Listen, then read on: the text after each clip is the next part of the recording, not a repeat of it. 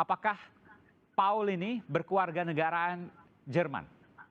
Setiap kali ada warga negara asing yang menjadi warga negara Jerman, maka pemerintah Jerman akan memberitahukan kepada kedutaan negara tersebut. Jadi sampai hari ini kita tidak menerima informasi dari pemerintah Jerman, kita nggak menerima paspor yang bersangkutan di pemerintah Jerman, begitu. Jadi kalau mengaku bukan warga negara Indonesia tapi Eropa, ya yang jelas tidak Jerman, karena so far Jerman tidak ada info itu. Gitu. Baik, kalau sebelumnya dikatakan, ini ada yang mengatakan bahwa dari pihak polisian bahwa yang bersangkutan kemungkinan besar berada di Jerman, meskipun nanti harus ditelusuri. Juga tadi sudah diinformasikan, berarti ini sudah dikonfirmasikan oleh Pak Dubes, Joseph Paul Jang bukan warga negara Jerman. Ya, so far informasi yang saya terima. Oke, baik. Ya. Pertanyaan selanjutnya, kalau seandainya memang bukan warga negara Jerman, saya punya kekhawatiran begini, jangan-jangan yang bersangkutan mau pindah ke warga negaraan dari warga negara Indonesia.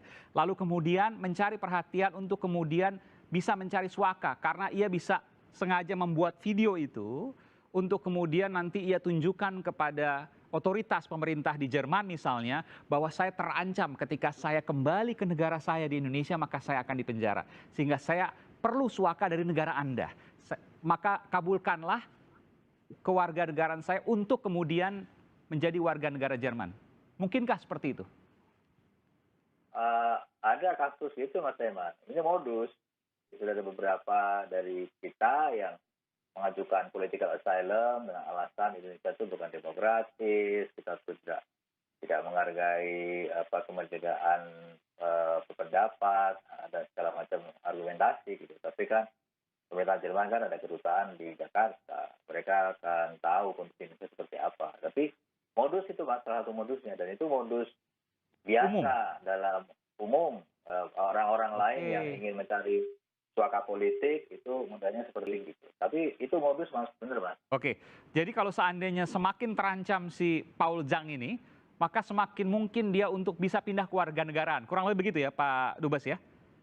Ya, teorinya dia gitulah kira-kira. Oke, tapi meskipun kita nggak tahu nih apakah modusnya seperti itu atau tidak, tapi mungkin modusnya seperti itu. Mungkin, bisa aja. Oke, ini menarik. Terakhir Pak Dubes, saya ingin bertanya pada Anda, apa yang kemudian dilakukan pemerintah Indonesia di Jerman, karena ada atas kepolisian di sana, yang bekerja sama juga dengan Interpol, terkait dengan kasus ini? Ya, kita konsultasi dengan polisi Jerman juga ya, dan saya konsultasi juga dengan beberapa kolega saya, lawyer-lawyer di Eropa, apakah ada nggak sih kasus seperti ini di Eropa gitu. Dan saya ternyata mendapatkan enlightenment gitu, Mas Aiman, edukasi dari teman-teman lawyer saya di Eropa. Ternyata di Eropa itu ada banyak kasus hate speech, seingat saya. Termasuk penodaan agama? Kasus. Termasuk penodaan agama. Dan bahkan ada satu website khusus tentang perlindungan HAM di Uni Eropa, itu membuat suatu register anti-Islam hate speech. Dan itu hampir semua negara Eropa itu banyak kasus yang sedang berjalan begitu ya. Jadi artinya di Eropa sendiri hate speech itu merupakan satu isu yang cukup besar. Ada kasus di Jerman, Mas Eman.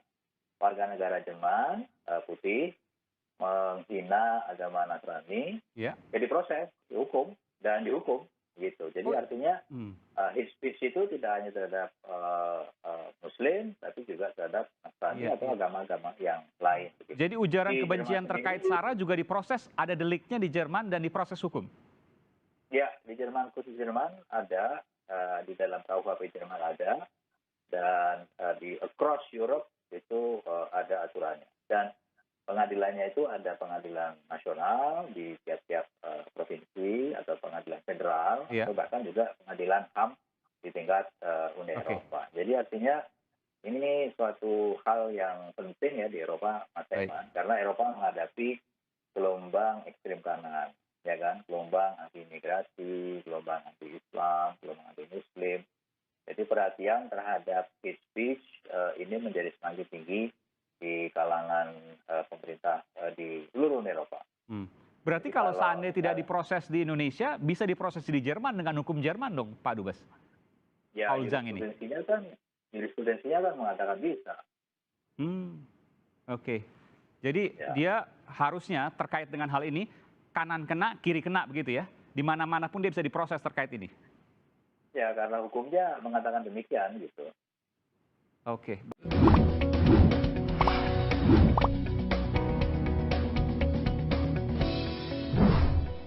Subscribe, like, komen,